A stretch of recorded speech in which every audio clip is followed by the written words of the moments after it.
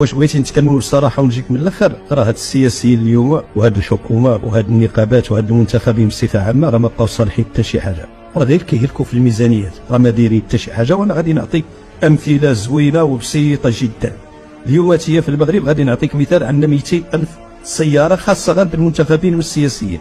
هاد 200,000 سياره غادي نديروها تقريبا كتخسر 150 درهم في النهار. إلا جينا نقيموها بحسبة بسيطة جدا غادي نجي نلقاو على أنها كتقام علينا ب3 الملاير في النهار، يعني 90 مليار في الشهر، يعني 1000 مليار في العام. دخلت عليك بالله، واش هاد الميزانية هادي ما كفيلة بتحقيق التنمية؟ الوزير اللي ما ينزل للسوق وما يعرف ثمن الأسعار، ثمن الزيت، ثمن الخبز، ثمن السكر، ثمن البصلة، ثمن المطيشة، هذا ماشي مسؤول سياسي، هذا راه في بورشي عاجي وما يمكنش يعالج شؤون المغاربة. متوفره له السياره بالغازوال عامره، متوفره له لوطوروت ما كيخلصهاش، متوفر له لوطيب، متوفره له الماكله، متوفر له كل شيء. والحصيله اشنا هي؟ اش كيعطي لها هذا المنتخب؟ انا كنقولها وكنأكد على انه اذا عاد بي الزمان مره اخرى الى الوراء ما كنت اترشح نهائيا لا لجهه ولا لبرلمان. الحكومه خصها تمشي، لان الحكومه فشلات اليوم وهي امام مجموعه من الاكراهات اللي ما تقدرش تواجهها. عندنا اليوم عندنا واحد الاكراه كبير جدا وهو غلاء الاسعار، عندنا الازمه ديال التعليم اللي ما بغات تحل، عندنا مجموعه من الحوايج اللي داخلين، عندنا اصلاح انظمه التقاعد، عندنا المحروقات. يا سلام، انا بغيت نسولك سؤال واحد، المحروقات انخفضت في العالم، سعر البرميل انخفض ب 10 دولار وب 15 دولار، وفي 16 نوفمبر الحكومه نقصت لنا 0.20 فرنك. الزيادات كتكون 6 دراهم، 7 دراهم، 3 دراهم، وخفض اسعار الغازوان عندنا في المغرب 0.20. واش في راسك القرار ديال مجلس المنافسه اللي فرض غرامه ب 182 مليار على الشركات ديال المحروقات؟ هذه الغرامه هذه تساوي ربح شهرين، وهذه نحسبها لك، لان الشركات كتربح 3 الملاير في النهار ربح غير مشروع. ضرب هذيك 3 الملاير في النهار 60 يوم، شحال غادي تعطيك؟ تعطيك 180. اذا مجلس المنافسه خدا غير شهرين ديال الارباح من شركه المحروقات. ومن العيب والعار على انه في ظل هذه الازمه لا زالت شركه المحروقات تذهب بنا وتذهب بالبلاد الى المجهول من اجل الربح.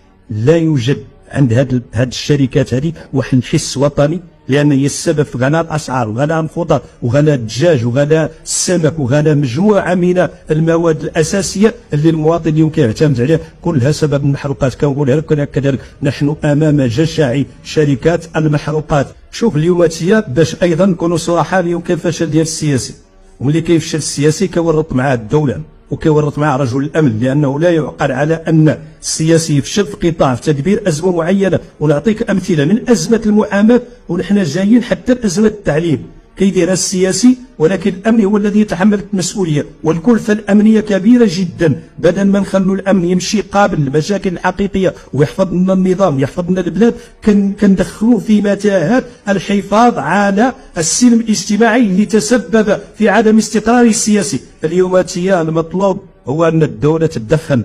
رجالات الدولة الحقيقيين السياسيين عبروا عن فشلهم، والأحزاب السياسية عبرت عن فشلها. والخطير في الأمر أنك اليوم داخل هذا المشهد السياسي ما تريد تعرف فين كاينه الاغلبيه ولا كاينه المعارضه. المعارضه كتغازل الحكومه لانك كتسمع ان كاين تعديل حكومي وبغات تدخل في التعديل الحكومي. دخلت عليك بالله، واش اهم مصلحه المواطنين ومصلحه الوطن من مصلحه الكراسي؟ اهم من الوطن؟ اهم من مصلحه المواطنين؟ اهم من هذه الازمات كلها؟ اهم من الاستقرار الاجتماعي؟ المعارضه خاصها تمارس دورها حقيقي وخاصها تكون معارضه حقيقيه، والاغلبيه راهي اغلبيه. للاسف الشديد اليوم انا كنمثل لك هذا المشهد السياسي كل شيء الفاشل على انه يذهب في اتجاه واحد ويعزف صوتا نشازا واحدا. والخطير في الامر على ان الطبيعه تكره الفراغ، الخطير في الامر هي عندما يتحدث الجميع بصوت واحد. شوف جزء من الاعلام نشري ويطبل، المعارضه ما كايناش، النقابات هي اعلنت افلاسها ولن يقبلها الاساتذه المتظاهرون الان في الساحات العموميه. إذا شكون اللي غادي يلعب دور الوسيط؟ لا يوجد سياسي لديه مصداقية اليوم يستطيع أن يهدي الشارع، يستطيع أن يخرج بخطاب سياسي يقنع به المواطنين. إذا شكون؟ واش بغيتي الدولة دير أدوار الأحزاب السياسية ودير أدوار السياسي؟ واليوم راه عندنا واحد الفراغ خطير جدا، شكون غادي يملؤه؟ خاصنا إعادة ترتيب الأوراق، وخاصنا نشوف بالنظرة للمستقبل، لأنه اليوم الواقع الحقيقي اللي كنعيشوه لا يبشر بالخير.